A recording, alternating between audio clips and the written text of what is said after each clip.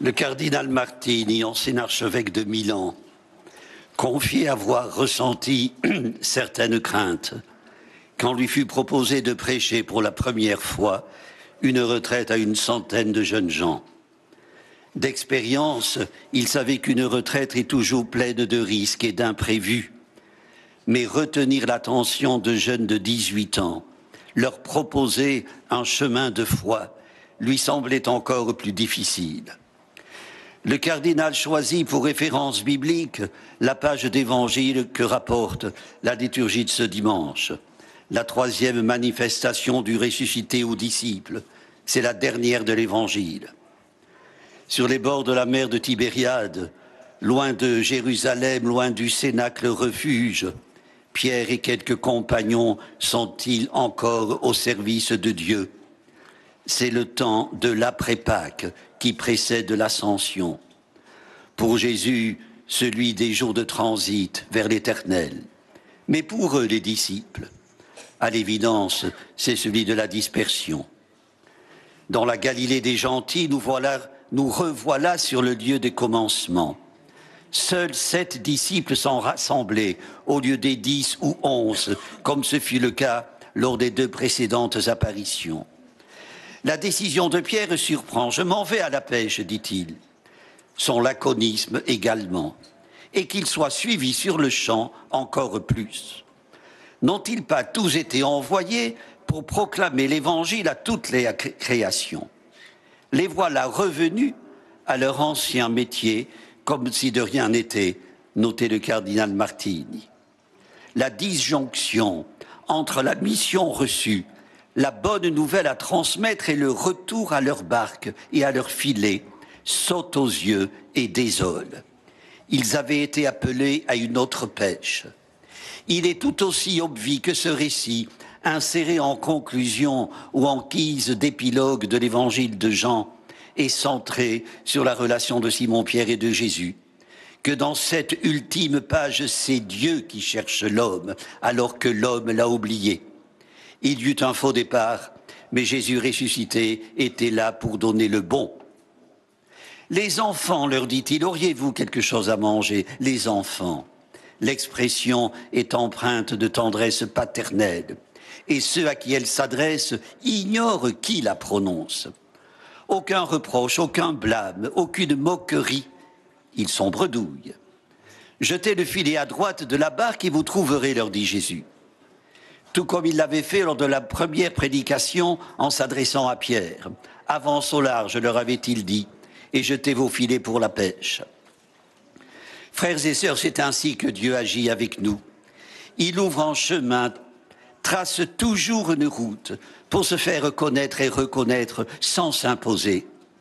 Son apparition n'a jamais rien de fulgurant. Marie-Madeleine et les disciples d'Emmaüs en ont fait l'expérience. Il en va de même au bord de la mer de Tibériade. Jésus attend sur le rivage. Il n'a pas besoin de poisson. Il en a qui cuit sur la braise. Il a aussi du pain. Il est prêt pour un nouveau repas, un repas qu'il a lui-même préparé.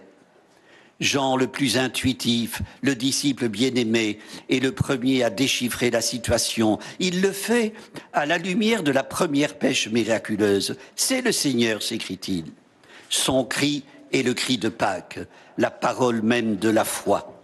À peine l'a-t-il entendu, Pierre se jette à l'eau pour rejoindre le Maître que lui aussi a reconnu. Ici, l'évangéliste donne une curieuse précision. Aucun de ses disciples n'osait demander « Qui es-tu » Or, il savait. En ce mélange de certitude ou d'incertitude et d'hésitation, un auteur spirituel du siècle dernier, le père Varillon, perçoit ce que la foi peut avoir d'évasif. Les disciples, redevenus pécheurs, attendaient un Jésus différent, tout de même qu'ils avaient peiné à voir en lui le Messie du temps qui le suivait. Ils découvrent un Jésus qui n'est pas le même tout en étant le même, commente le père Varillon. La foi est une certitude qui n'est jamais une évidence. Pascal disait à peine autrement, il y a assez de clarté pour qu'on puisse croire et assez d'obscurité pour qu'il faille croire. Frères et sœurs, devenir d'authentiques serviteurs de Dieu qui s'est fait serviteur des hommes suppose une démarche, un cheminement, requiert de se laisser aimer par lui, d'aimer à notre tour comme lui nous aime. Pierre ne va pas tarder à se l'entendre redire. Jésus l'interroge à 3 reprises, « Simon, fils de Jean, m'aimes-tu vraiment ?» Une question qui retentit au plus profond et au meilleur de lui-même.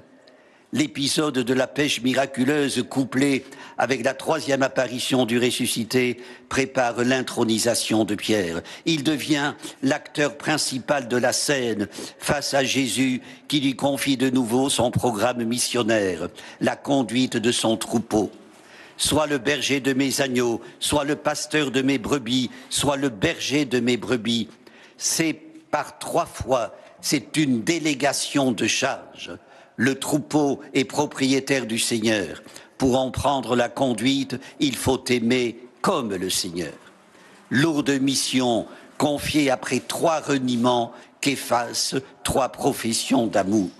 Cette charge, Pierre la définira à son tour à ses successeurs dans sa première épître. Soyez les pasteurs du troupeau de Dieu qui se trouve chez vous. Une leçon pour les retraitants du cardinal Martini, une leçon pour nous tous. Frères et sœurs, la désignation de Pierre n'est pas une distinction, c'est un appel à servir le Seigneur. Il accomplira avec audace et générosité la mission qui lui a été confiée. Son discours devant le Sanhédrin l'atteste, il faut obéir à Dieu plutôt qu'aux hommes, ose-t-il dire à ceux qui prétendent le faire taire. Frères et sœurs, l'orgueil refuse toute obéissance, mais rien n'arrête la quête de l'homme par Dieu. Le Seigneur appelle et continue d'appeler. Puissions-nous, en ces lendemains de Pâques, opter pour obéir à Dieu plutôt qu'aux hommes. Notre rôle est simple, mais il est lourd à tenir. Demandons à Marie et à Joseph, son époux, que nous fêtons aujourd'hui comme patron des travailleurs, de nous aider à le porter continuellement dans l'allégresse de Pâques. La joie de la résurrection ne s'éteint pas, ne s'exulte pas en sourdine. Elle ne fait pas offense aux tragédies de notre temps. Amen. Prions le Seigneur.